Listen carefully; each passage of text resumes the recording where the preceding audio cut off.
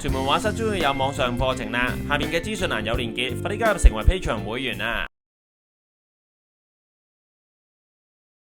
大家好，歡迎屯門畫室，今日想講嘅係水彩入門揀人設計法啦。好，我哋首先有一張300g 嘅 Mint Paper 全面水彩紙，跟住咧我有兩支筆，不過今日可能用大個支嘅日本中理全松鼠毛水彩畫筆，加埋 Rembrandt Artist Watercolor 兩兜水。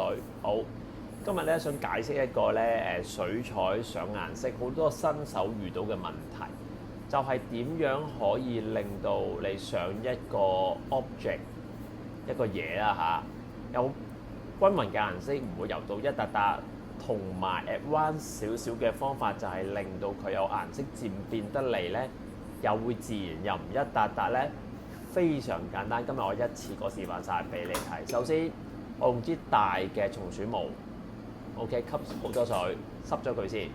然後咧，我就溝隻綠色出嚟 ，OK， 黃加藍變綠，非常簡單。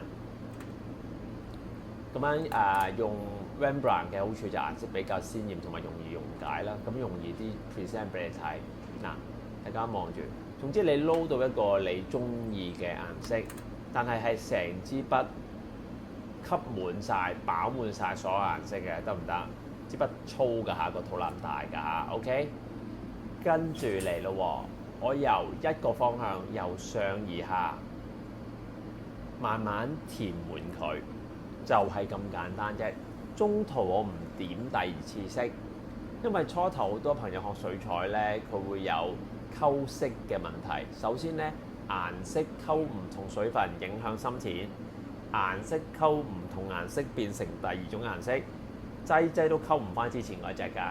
但係喺你 worry about 溝色嘅時間咧，嗰張水彩紙咧經已吸實晒你啲色，所以出到嚟你唔會連貫到㗎。容易啲嘅解決方法就係用一支吸水多嘅動物毛筆，咁我用松鼠毛梗係最靚啦。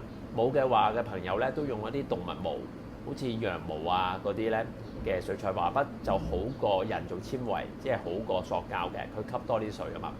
然後咧一鼓作氣，由一個方向慢慢游咗佢。咁咧，因為我做一個係類似樹葉咁嘅物體啦。咁就中間咧，我會留啲窿窿罅罅咧，就好似有啲樹嘅反光咁樣，簡單啫。咁樣，如果大家唔中意咧，可以由頭到尾咧，成個顏色咧係冇白窿嘅，咁冇問題嘅。只不過我一次過都做埋俾大家睇下。咁大家見到咧，依個速度咧係冇加速嘅。咁所以用啲速度咧，就經已可以連到啲顏色，就變咗好多個不足嘅顏色咧，連到佢唔會一笪笪㗎啦。咁當然仲有個重點嘅話。如果大家用一個厚身啲，譬如佢今次嘅300g 嘅全面嘅水彩紙咧，出嚟效果好好多嘅。如果薄身咧，佢會快乾，吸水咧容易好快食咗啲水啊，同埋顏色啊，咁佢就冇咁均勻嘅。咁呢個係張紙完全乾，我冇濕過張紙嘅情況下咧，都可以做到一個咁樣嘅效果，就係咁簡單啦。OK， 呢個係單色嘅，好。我示範一個漸變嘅俾大家睇下，係頭先個方法再加少少。首先我溝多啲水啦 ，OK， 好啦。咁咧我加多少少藍色喺上邊。嗱，我頭先支筆咧裏邊有啲之前嘅綠色嘅喎，得唔得？咁我溝咗啲藍色咧，淨係喺嗰個筆頭嗰度嘅啫。即係話咧，依支水彩筆裏邊係有頭先嗰隻綠色，不過個頭咧就加多咗啲藍色，得唔得？咁所以咧，我一樣咁樣畫法咧，只要我畫到去到中間度咧，但係而家大家都見到啦，我前面嘅藍色用完咧，喺筆套裏邊擁有嘅綠色就會衝咗出嚟。咁咧，因為地心吸力嘅關係啦，佢會慢慢咁樣衝出嚟，所以你做到一個顏色嘅漸變，得唔得？咁呢個 concept 上邊咧，你可以係兩隻色變。或者係你支筆如果本身係好多水，嗰個或者用一隻好淡嘅色，然後筆頭咧你就點一隻深啲嘅色，咁你咪又係會變咗一隻深啲嘅色，然後越畫越淺色咯。咁呢個方法成日用㗎，尤其是水彩，我哋畫一啲想煙雨迷蒙啊咁樣會用呢啲方法。不過咧，大家都記住支筆都要粗啲，因為咧你支筆要一次過吸到一個 area 嘅份量。如果頭先我嘅示範呢，我係翻嚟覆去，即係話我用又點水又剩呢，就唔均勻㗎啦，就係咁簡單啦。希望大家明白個中個原理，咁就可以自己好開心咁畫水彩畫㗎啦。順便賣埋個廣告啊！我嚟緊呢有網上嘅水彩畫班係招生嘅，呢條片之後就有詳情㗎啦。如果有興趣想學畫水彩畫嘅朋友，可以入去望一望。OK， 報名表格喺下邊留言嗰度呢，我編喺度 top， 大家撳條 link 度見到㗎啦。OK， 好，拜拜。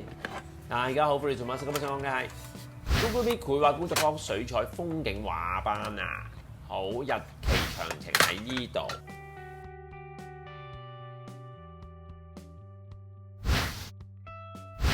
就係因為我初頭點嗰時個顏色，我點咗喺個頭頂少少位，我用下咧就個肚腩嗰啲水會逼出嚟，所以就個顏色用盡就會變成淡色咯。咁我咪有變化咯，我咪好似下邊。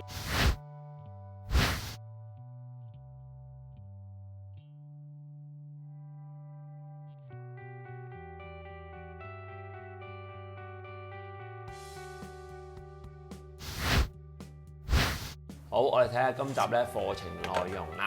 咁今次咧就我第2次教嘅 Google Meet 網上畫班係水彩做題目㗎啦。咁我其實上一期咧經已教咗水彩㗎啦。咁如果冇讀過上一期嘅同學咧，會有個疑問，咁究竟我依班咧可唔可以報咧？我而家話俾大家聽咧係絕對冇影響嘅，因為咧上一次嘅畫班咧，我用咗成堂嘅時間咧去講解所有嘅工具紙張顏色如何使用咧。大家報今次嘅畫班咧，可以剔埋呢一堂去修讀嘅。好，我睇下今集嘅內容先，亦都係唔怕沉氣講多次啦。我有6堂嘅 course 嚟㗎嘛，每2堂完成1張，所以6堂裏邊我哋完成3張。咁第1張呢，我哋就睇下啦，係一個簡單嘅水彩樹嘅畫法。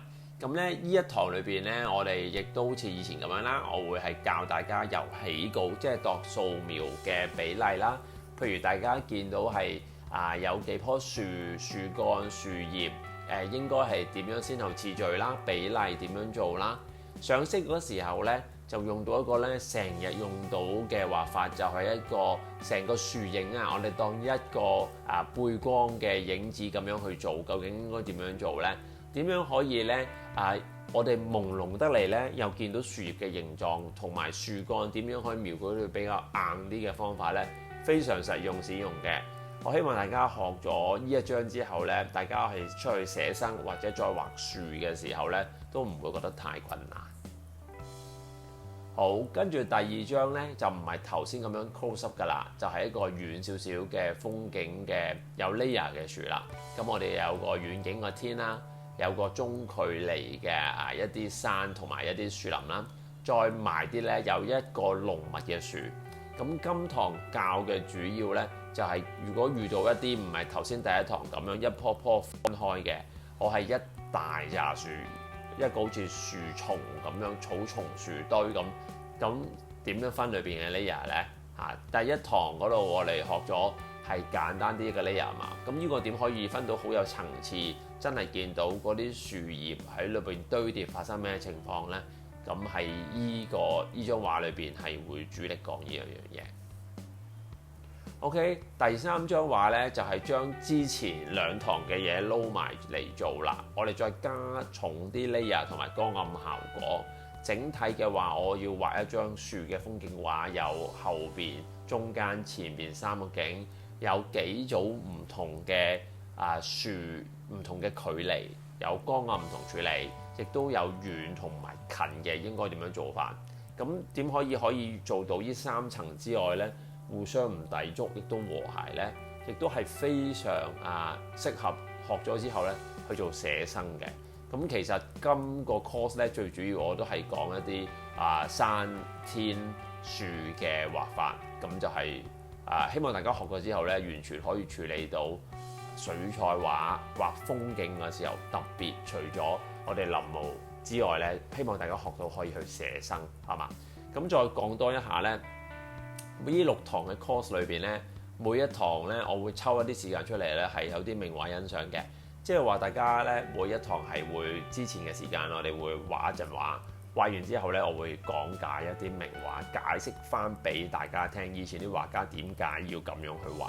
希望大家除咗學咗 technique 上咧嗰個品味同埋理解以前啲畫家何謂好嘅寫實畫咧，有一個理解。咁你只要係畫嗰個 technique 有，判別嗰個眼光有，兩樣撈埋咧，先至可以創作到自己嘅畫，好嘛？咁就報名詳情嗰啲喺嗰個評論區嗰個 pin at the top 咧會有見到有嗰個link 嘅，撳落去就見到噶啦。再唔係嘅就去屯門畫室嘅 Facebook 嗰度，我亦都會有嗰啲詳情可以自己去睇，好嘛？好，咁我希望大家喺呢個Google Meet 畫班見到大家 ，OK， 拜拜。感謝大家收看，記得 like、share 條片、subscribe YouTube channel。逢星期二6晚有新片，星期4 9點半到10點鐘直播。記得 follow Facebook 同 IG 我教嘅畫班，去屯門 studio.com 畫材店 mini片.com。拜拜。